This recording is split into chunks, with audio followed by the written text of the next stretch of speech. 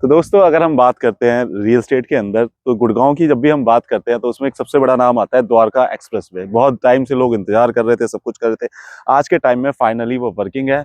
और अगर मैं कहूँ, द्वारका एक्सप्रेसवे बहुत सारे प्रोजेक्ट है, जैसे हीरो होम्स, बीपीटीपी, शोभा, एलान, सारे प्रोजेक्ट्स आए। लेकिन अगर मैं आज बात करूं आपसे कि इन सब में सबसे ज्यादा आरओआई देने वाला प्रोजेक्ट कौन सा बना, तो मैं बात कर सकता हूं, जो मेरे आप पीछे देख सकते हैं, चिंतामणीज।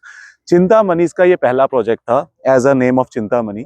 पहले भी ये प्रोजेक्ट काम कर चुके हैं फरीदाबाद में लेके, लेकिन इन्होंने अपने ब्रांड न्यू नेम के साथ लॉन्च किया अपने आप को, और द्वारका एक्सप्रेसवे का सबसे ज्यादा आरओआई देने वाला प्रोजेक्ट बन गया, जिसने 200% तक की आरओआई दी है महज 2 साल के अंदर। तो दोस्तों आज हम इस प्रोजेक्ट के बारे में डिस्कशन करने वाले हैं। इसके अंदर हम कैसे, प्रोजेक्ट में क्या कंस्ट्रक्शन हो रही है, आज प्रोजेक्ट की क्या कंस्ट्रक्शन स्टेज आज तक पहुंच चुकी है, और आज के टाइम में क्या इन्वेंट्रीज आपको यहाँ पे मिल जाती है, उसके बारे में हम इस वीडियो के अंदर बात करेंगे। तो इस वीडियो के अंत तक जरूर बने रहिएगा। इसके अंदर मैं सारी डिटेल्स देने वाला हूँ, और पहली बार फेज 2 के थोड़े से टीजर्स बताने वाला हूँ कि क्या क्या उसके अंदर आने वाला है। बिकॉज इसके अंदर दूसरा, ये जो 4.5 एकड़ का लैंड बैंक था, 10 एकड़ का हो चुका है। तो वीडियो के अंत तक बने रहिएगा। तो चलिए वीडियो को स्टार्ट करते हैं।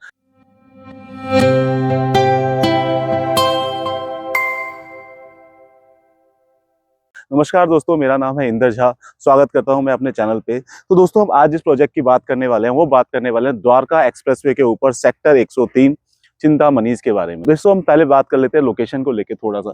सेक्टर 103 द्वारका एक्सप्रेसवे पे बहुत ही इंपॉर्टेंट सेक्टर रहने वाला है, बिकॉज जितना भी इंस्टीट्यूशनल एंड मेजर लैंड्स होता है वो सेक्टर 103 होल्ड करता है। अगर मैं आप द्वारका एक्सप्रेसवे पे कभी आए हो, एसएन इंटरनेशनल हो या डीपीएस हो, अगर मैं बात करूं स्कूल से लेकर हॉस्पिटल की, शीतला माता हॉस्पिटल्स की भी, तो ये आपके लोकेलिटी के बहुत ही आसपास रहते हैं। अगर हम बात करते हैं कि आज के टाइम में वर्किंग स्कूल क्या है, तो डीपीएस और SN international is only working school जो है, जो द्वारका एक्सप्रेसवे पे है, जहाँ पे एंट्री और एग्जिट द्वारका एक्सप्रेसवे होती है। अगर मैं बात कर लेता हूँ सेक्टर 103 और भी क्यों इंपॉर्टेंट है, तो पीछे की तरफ जब मैं देख सकते हैं तो यहाँ पे बहुत सारे प्रोजेक्ट्स लाइव हैं। चाहे मैं बात करूँ गोदरेज की, चाहे मैं पारस की बात कर लूँ, चाहे मैं सत्या हाइव की बात कर लूँ, तो ये सारे प्रोजेक्ट लाइव हैं और यहाँ पे ऑलरेडी लोग रह रहे हैं। उसके ऊपर आज हम जिस प्रोजेक्ट पे खड़े हैं, चिंतामणि, एक मार्क सेटल कर दिया कि आरओआई देने के अंदर। दोस्तों at the time of launch 7500 के रेट पे लॉन्च हुआ था, 7500। आज की रेट पे जो हमारा प्राइस है वो 16,000 रुपये है। तो दोस्तों जो मैं आपको कह रहा था, इन्होंने 200% तक का आरओआई अपने इन्वेस्टर्स को दिया है। इसी वजह से ये आज की डेट में सबसे ज्यादा आरओआई देने वाला प्रोजेक्ट द्वारका एक्सप्रेसवे पे बन चुका है। अब हम बात कर लेते हैं इस प्रोजेक्ट के बारे में। दोस्तों इनिशियली जो इन्होंने लॉन्च किया था वो 4.5 एकड़ की साइट पे इन्होंने 4 टावर यूज किए थे, जिसके अंदर इन्होंने जो साइजेस निकाले थे 1875, 1845 के 3 BHK निकाले थे। और मैं बात करता हूं तो इसके अंदर इन्होंने फिर 3 BHK सर्वेंट, जो आपका टेंटेटिव साइज 2300 का रहता है, एंड फिर मैं बात करूं प्रॉपर 4 BHK 2516 स्क्वायर फीट का निकाला था। कंप्लीटली इन्वेंट्री सोल्ड आउट है 98%। आज अगर आप बुकिंग करना लेना चाहते हैं तो आपको 8 से 10 इन्वेंट्री हमारे पास अवेलेबल है, जो आपको मिल सकती है। इन द फ्यूचर ये अपना फेज 2 भी लॉन्च कर रहे हैं। पूरी साइट जो है 10 एकड़ की हो चुकी है।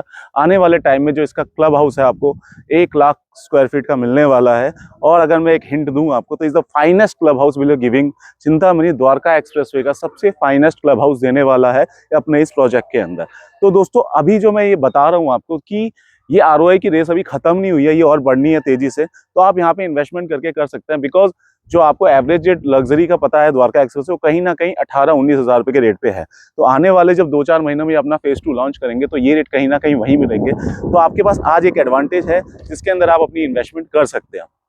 अब हम थोड़ी सी बात इसके कंस्ट्रक्शन की कर लेते हैं। चलिए हम कंस्ट्रक्शन साइट पे चलते हैं।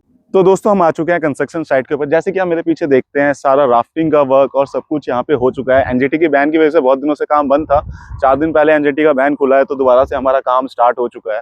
तो आज हम जैसे 11 दिसंबर को ये वीडियो बना रहे हैं, तो आज एनजीटी का बैन नहीं लगा हुआ, तो उस हिसाब से आप कंस्ट्रक्शन देख सकते हैं। प्लस दोस्तों एक चीज आप जो है नोटिस करेंगे, तो पूरी डी वॉलिंग करी है इन्होंने। ये बहुत ही इंपॉर्टेंट रोल निभाता है वाटर के लिए लेके, कि यहाँ पे अगर बेसमेंट बनती है तो कभी भी उसके अंदर वाटर लीकेज नहीं होगी। पूरी डी वॉलिंग करी हुई है। करीबन इसमें बहुत एक्सपेंस लगता है दोस्तों, और ये भी बिल्कुल एक टेक्नोलॉजी के थ्रू करी गई है, जो बड़ी बड़ी हैवी मशीन्स के द्वारा होती है। अगर मैं बात कर लूं दोस्तों कि आज द्वारका एक्सप्रेसवे इंपॉर्टेंट इतना क्यों हो चुका है। द्वारका एक्सप्रेसवे इंपॉर्टेंट इसलिए कि जो भी कनेक्टिविटी का रूट मैप चलता है, हम सोनीपत की भी वीडियो आपके साथ शेयर, कनेक्टिविटी का रूट मैप जो मैं बता दूं, जो अलीपुर से यूईआर 2 चालू होती है, वो रोहिणी, मुंडका, नजफगढ़, दिल्ली एयरपोर्ट, उसके बाद द्वारका एक्सप्रेसवे NH-8 मूर्ति तक कनेक्ट करती है। उसी कनेक्टिविटी को फेज ऑन करते हुए द्वारका इसको आगे बढ़ाता है और Delhi Mumbai corridor, CPR, SPR और इन सारी चीजों से इसको जोड़ता है। तो ये कनेक्टिविटी बहुत मेजर रहने वाली है दोस्तों, जो एक नहीं, दो नहीं, कम से कम 5 से 6 राज्यों को जोड़ देती है। इस पॉइंट ऑफ व्यू से भी द्वारका एक्सप्रेसवे इन्वेस्टमेंट बढ़ती जाती है। और अगर आप दिल्ली में रहते हैं तो आपके पास पास रहने के लिए सबसे नजदीक की जगह मिलती है गुड़गांव के अंदर, और गुड़गांव में नौकरी भी करते हैं, तो वो आपके लिए कहीं ना कहीं द्वारका एक्सप्रेसवे ही होता है। सैंपल अपार्टमेंट, अब हम सैंपल अपार्टमेंट की तरफ चलते हैं। तो दोस्तों अब हम आ चुके हैं अपने सैंपल अपार्टमेंट के अंदर। बेसिकली ये सबसे बड़ा साइज है 4 BHK का, 2516 स्क्वायर फीट। अभी जो हम खड़े हैं ये हमारा ड्राइंग एरिया रहने वाला है। आप देख सकते हैं कि अच्छा, आप देख सकते हैं ये हमारा ड्राइंग एरिया रहने वाला है। अच्छा खासा हमारा ये ड्राइंग एरिया है, और जो इंटीरियर के आपको इन्होंने कंसेप्ट दे रखा है ये भी बहुत ही ब्यूटीफुल है।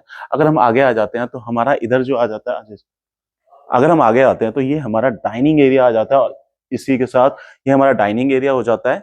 और यहाँ पे भी आप कंसेप्ट देखें तो इंटीरियर्स के बहुत ही अच्छे ब्यूटीफुल कंसेप्ट आपको दे रखा है यहाँ पे।